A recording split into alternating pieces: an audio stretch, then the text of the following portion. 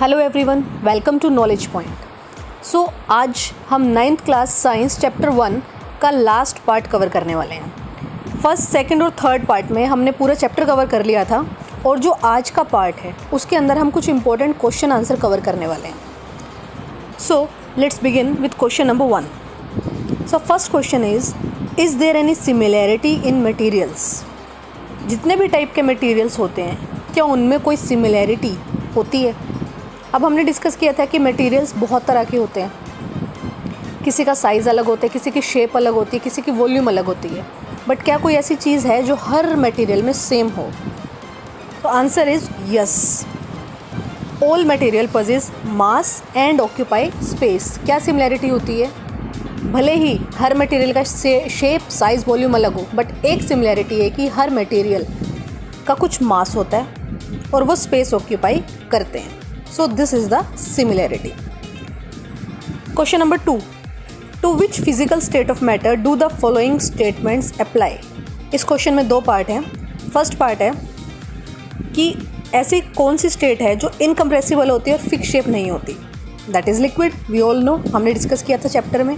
और सेकेंड है कंप्रेसिबल होता है बट नो डेफिनेट वॉल्यूम, और वो होती है gas. Question number 3. Can materials exist in all the 3 states? अब जो मटीरियल्स होते हैं क्या उनकी वो तीनों स्टेट में एग्जिस्ट कर सकते हैं? तीनों state means solid, liquid, gas. So answer is yes, materials can exist in all the 3 states under different conditions of temperature and pressure. अब इस लाइन का क्या मीनिंग है? Under different condition of temperature and pressure. Different condition means कि कोई solid, for example ice है, वो जिस टेम्परेचर और प्रेशर के ऊपर लिक्विड में चेंज होगी, ज़रूरी नहीं है कि दूसरा कोई सॉलिड भी उसी टेम्परेचर पे होगा। तो कहने का मतलब है अगर अलग अलग तरह का सॉलिड अलग अलग टेम्परेचर पे ही लिक्विड बनेगा, बट यस बनता ज़रूर है और गैस भी बनता ज़रूर है। Okay, question number 4. Why do solids have a regular geometrical shape? Question is कि जो सॉलिड्स होते हैं उनकी रेगुलर ज्योमेट्रिकल शेप क्यों होती है? हमने सॉलिड, लिक्विड, गैस के डिफरेंस में भी पढ़ा था कि सॉलिड्स की फिक्स शेप होती है, तो ऐसा क्यों होता है? So the answer is in solids the particles have highly ordered arrangement. जैसा कि हमें पता है जो सॉलिड्स हैं उनके अंदर जो पार्टिकल्स होते हैं वो ऑर्डर्ड मैनर में अरेंज होते हैं और टाइट होते हैं, because the intermolecular force between the particle are very strong. तो जो पार्टिकल्स होते हैं सॉलिड के, उनके जो पार्टिकल्स होते हैं उनके बीच में जो फोर्स ऑफ अट्रैक्शन होता है वो बहुत स्ट्रॉन्ग होता है। Therefore, solids have regular geometrical shape. Next question. Why are gases compressible but not liquids? Gases compressible होती है, सेकेंड क्वेश्चन में हमने देखा, but liquid are not. Why?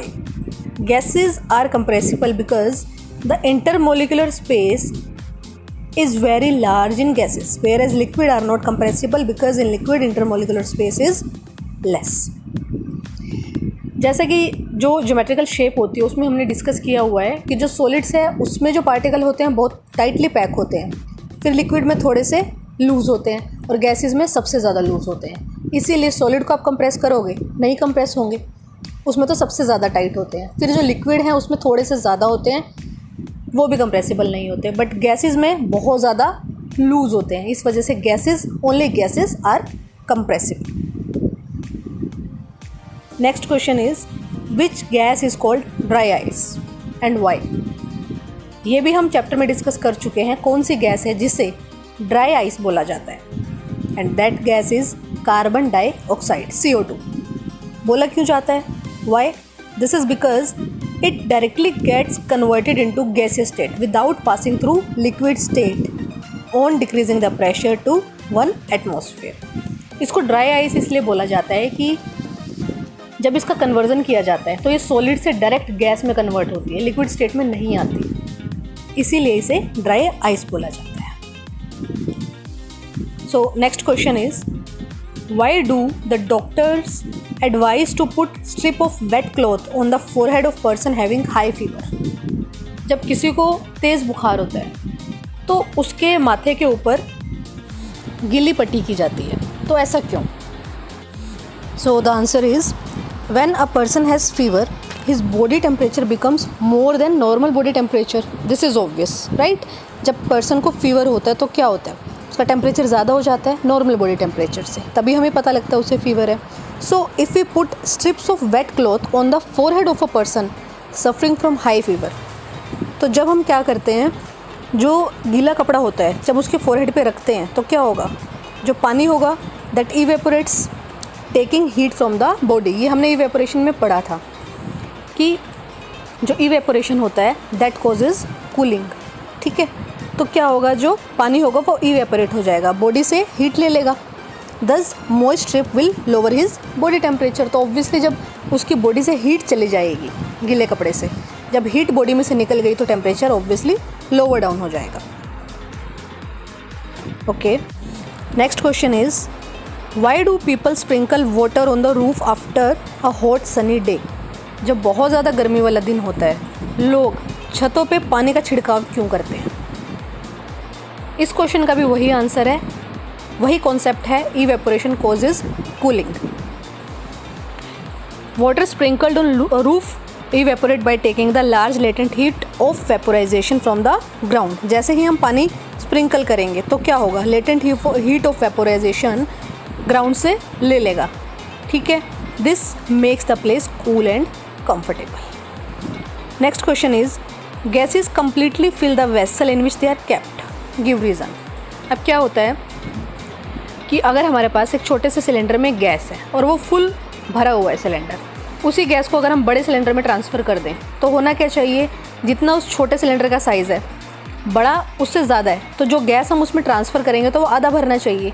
But नहीं, बड़ा सिलेंडर भी पूरा ही भर जाता है, गैस पूरी ही भर जाती है उसके अंदर. तो ऐसा क्यों होता है.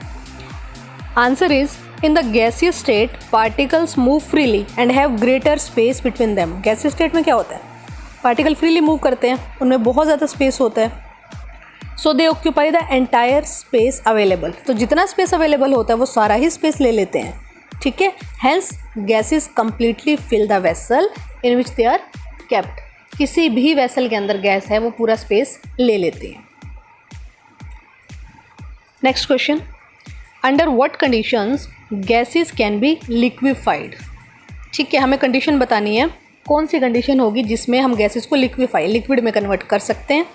एंड इसी के साथ दूसरा क्वेश्चन है, in which form LPG is filled in gas cylinder. किस फॉर्म में एलपीजी गैस सिलेंडर में होता है, लिक्विड में, गैस में, सॉलिड में, किस में होता है.